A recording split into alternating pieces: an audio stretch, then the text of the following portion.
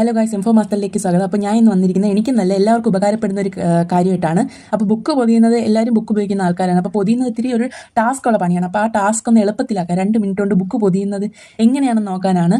അപ്പോൾ ഞാൻ പണ്ട് തൊട്ട് 9ാം 10ാം ഒക്കെ ക്ലാസ്സിൽ ഞാൻ ഇങ്ങനെയാണ് ബുക്ക് പൊതിയാറ്. ഇതെനിക്ക് എളുപ്പമാണ്, കൂടുതൽ എളുപ്പം എനിക്ക് ഈ ഒരു രീതിയിൽ ബുക്ക് പൊതിയുന്നതാണ്.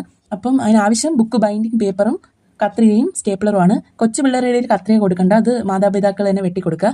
അപ്പോൾ ആവശ്യമുള്ളത് അങ്ങനെയൊക്കെയാണ്. ഐഫോൺ ഇങ്ങനെയാണ് പൊളിക്കുന്നത് ഗൈസ്. കുഴപ്പമില്ല. അപ്പോൾ ഇത് ASMR ആയിട്ട് കൂട്ടിക്കോ. അപ്പോൾ ഞാൻ ചെയ്യും പോലെ ചെയ്യുക. പിന്നെ ഡൗട്ടുള്ളവർ എന്തായാലും കമൻ്റ് ഇടുക. ലോങ് വീഡിയോ വേണമെന്ന്. ഞാൻ ലോങ് വീഡിയോ ചെയ്യാൻ ശ്രമിക്കാം. അപ്പോൾ അതുപോലെ വെട്ടിയെടുക്കുക.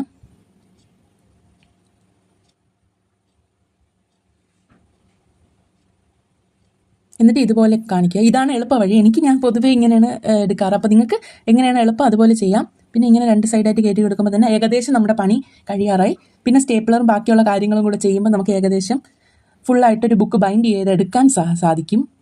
ഞാൻ പറയുന്നത് എത്ര പേർക്ക് മനസ്സിലാവുന്നെന്ന് അറിഞ്ഞൂടെ, കാരണം ഇങ്ങനത്തെ വീഡിയോസ് ഞാൻ ആദ്യമായിട്ടാണ് ഇടുന്നത് ഗൈസ്.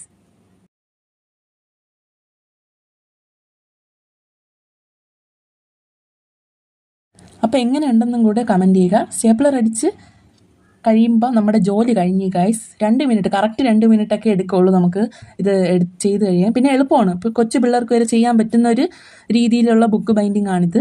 അപ്പം എത്ര പേർക്ക് ഇഷ്ടപ്പെട്ടെന്ന് പറയുക. ഞാൻ ഒരു പ്രാവശ്യവും കൂടെ കാണിക്കാം, ഒന്ന് കുറച്ചും കൂടെ ഇതായിട്ട്. ഇത് വേറൊരു ബുക്ക് പൊതിയുന്നതാണ്, ഞാൻ ഇതിൻ്റെ കൂടെ ഉൾപ്പെടുത്തിയെന്നേ ഉള്ളൂ. മനസ്സിലാവാത്തവർക്ക് ഇതും കൂടെ കാണാം.